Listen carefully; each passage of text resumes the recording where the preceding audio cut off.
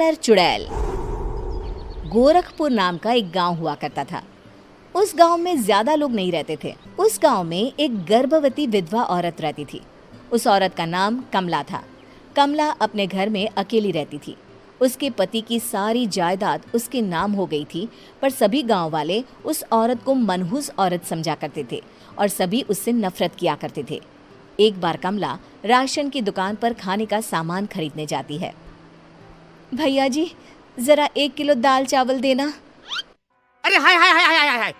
अरे मनहूस औरत, मेरी दुकान में अपशुगन करवाने आ गई क्या? हैं? चल जा यहाँ से। मैं कुछ नहीं देने वाला हूँ तुझे। भाग भाग यहाँ से, चल जा, निकल। भैया जी, ऐसा मत कहिए। मैं गर्भवती हूँ, मुझे खाने की बहुत जरूरत है, मुझे खाना दे दीजिए। दुकानदार कमला को वहां से धक्के मारकर भगा देता है। तभी कमला रोते रोते उस गांव के किन्नरों के इलाके में आ जाती है। गांव वाले किन्नरों को उसी इलाके में रखा करते थे, क्योंकि वो लोग किन्नरों को पसंद नहीं करते थे और उनके इलाके में रहने से मना करते थे। तो किन्नरों ने उसी गांव में अपना एक इलाका बना लिया था। जब किन्नर लोग देखते हैं कि एक गर्भवती महिला रोते रोते उनके इलाके में आ गई है, तो सारे किन्नर कमला के पास जाकर उसका हाल पूछने लगते हैं। क्या हुआ बहन, तुम्हारी गर्भवती अवस्था में इतनी बुरी हालत कैसे? तुम रो क्यों रही हो? तुम डरो मत, हम तुम्हें कोई नुकसान नहीं पहुंचाएंगे। तुम शांत होकर सब बताओ कि हुआ क्या है। मैं कमला हूँ, मैं गांव के दूसरे इलाके से आई हूँ। 2 महीने पहले ही मेरे पति की मौत हुई है। मुझे गांव के लोग मनहूस मानते हैं, क्योंकि मैं विधवा हूँ और गर्भवती भी। वहाँ के लोग मुझे खाने के लिए कुछ बेचने के लिए भी तैयार नहीं, जिससे मेरा गुजारा नहीं हो रहा था। कोई बात नहीं कमला, हम तुम्हारा ख्याल रखेंगे। किन्नर लोग कमला को एक खाली घर में रहने के लिए जगह दे देते हैं और उसकी देखभाल भी करते हैं। कुछ ही महीने बाद कमला अपने बच्चे को जन्म देती है, पर अफसोस, कमला बच्चे को जन्म देते ही अपनी जान गंवा देती है। जब सब किन्नर बच्चे को देखते हैं तो बहुत खुश हो जाते हैं, क्योंकि वो बच्चा भी किन्नर ही था। कमला ने एक किन्नर बच्चे को जन्म दिया था। अब इस बच्चे की देखभाल कौन करेगा? हम तो इस बच्चे को गांव के दूसरे इलाके में भी नहीं भेज सकते। और तो क्या हुआ, इस बच्चे की माँ नहीं रही तो हम इसे पालेंगे। अब ये हमारे इलाके में रहेगा, हमारे साथ रहेगा। फिर वो किन्नर उस किन्नर बच्चे को गोद ले लेते हैं, उसका नामकरण कराते हैं। उस किन्नर बच्चे का नाम शक्ति रखा जाता है। देखते ही देखते शक्ति बड़ी होने लगती है। उसके रंग रूप बहुत सुंदर थे। वो बहुत सुंदर किन्नर दिखती है। एक दिन शक्ति एक किन्नर से पूछती है, माँ जी सुनिए ना, ये गांव के दूसरे इलाके में भी तो लोग रहते हैं, तो हम वहाँ क्यों नहीं जाते? हम उनसे अलग क्यों रहते हैं? शक्ति, क्योंकि वो लोग हमारे जैसे नहीं, वो लोग हमें पसंद नहीं करते, इसीलिए हम उनसे अलग रहते हैं। क्यों? वो हमें क्यों पसंद नहीं करते? मुझे एक बार उस इलाके में जाना है, मैं एक बार वहाँ जाकर घूम कर आऊँ। शक्ति, खबरदार, जो तू उस इलाके में कभी भी गई तो अपनी जान नहीं गंवाना चाहती तो उस इलाके में कभी कदम भी नहीं रखेगी, समझी? इतना कहकर वो किन्नर वहाँ से चली जाती है। शक्ति उस किन्नर की बात सुनकर बहुत रोती है।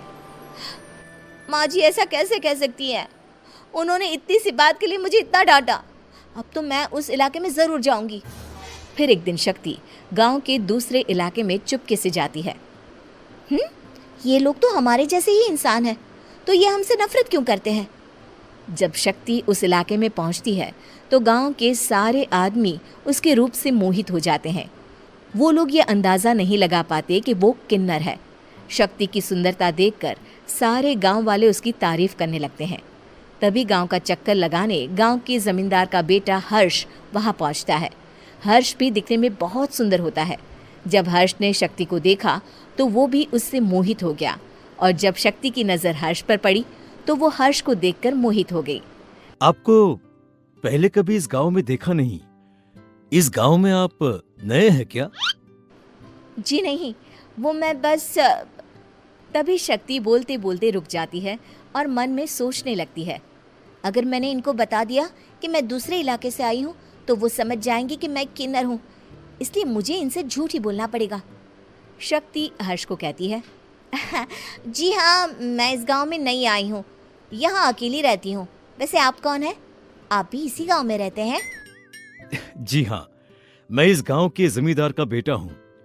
आपको किसी भी चीज की जरूरत पड़े तो आप मुझे बता देना, मुझे अच्छा लगेगा। ऐसे ही शक्ति और हर्ष एक दूसरे से रोज मिलने लगते। वो दोनों अपने प्यार का इजहार करने एक दूसरे से मिलने जाते हैं। तभी शक्ति का पीछा करते करते एक किन्नर वहां आ जाती है। शक्ति, शक्ति, मैं तुमसे बहुत प्यार करता हूँ। मैं तुमसे शादी करना चाहता हूँ। क्या तुम मुझसे शादी करोगी? हाँ हर्ष, मैं तुमसे शादी करूँगी, पर मैं तुमको अपने बारे में एक सच्चाई बताना चाहती हूँ जो मैंने तुमसे छुपा कर रखी है। तभी उनके बीच में ही वो किन्नर आ जाती है। शक्ति, तेरी हिम्मत कैसे हुई ऐसा करने की? वो किन्नर शक्ति को खींचकर गांव के जमींदार के पास ले जाती है। हर्ष भी वहां शक्ति को बचाने के लिए पहुंच जाता है। जमींदार शक्ति और हर्ष के प्यार के बारे में सुनकर गुस्से में आ जाता है और शक्ति को गांव के बाहर निकालने की सजा देता है। शक्ति ये बात सहन नहीं कर पाती और कुएं में कूदकर अपनी जान दे देती है। जमींदार हर्ष की शादी गांव की एक लड़की से करवा देता है, पर हर्ष इस शादी से खुश नहीं होता। शक्ति अपना बदला लेने के लिए मरने के बाद किन्नर चुड़ैल बन जाती है। अब मैं इन गाँव वालों को नहीं छोड़ूंगी, अब इनसे मैं अपने प्यार का बदला लूंगी। किन्नर चुड़ैल गांव वालों को परेशान करना शुरू कर देती है। एक बार वो रात को गांव के खेतों में पहुंच जाती है और वहां आग लगा देती है। सारी फसल जल के राख हो जाती है। जब एक आदमी रात को उठकर देखता है कि खेत में आग लग गई है तो वो वहां पहुंच जाता है। वो देखता है कि खेतों के बीचों बीच एक किन्नर चुड़ैल खड़ी है और वहां खड़े होकर ताली बजा रही है। गांव वाला किन्नर चुड़ैल को देखकर बेहोश हो जाता है। जब सुबह उस आदमी को होश आता है तो वो सीधा जमींदार के पास जाता है। अरे जमींदार साहब, अरे वो किन्नर चुड़ैल ने मेरी सारी फसल जला दी। अब मैं क्या करूंगा? क्या होगा मेरा? जमींदार चुड़ैल किन्नर का नाम सुनते ही सब कुछ समझ जाता है। अब वो बहुत डर जाता है।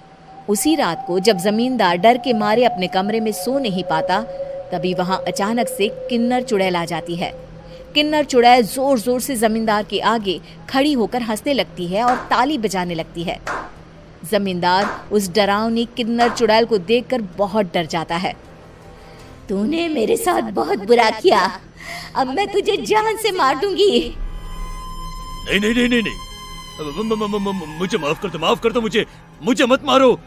मैं कभी ऐसा दोबारा नहीं करूंगा। अब तुम जो बोलोगी वही मैं करूंगा।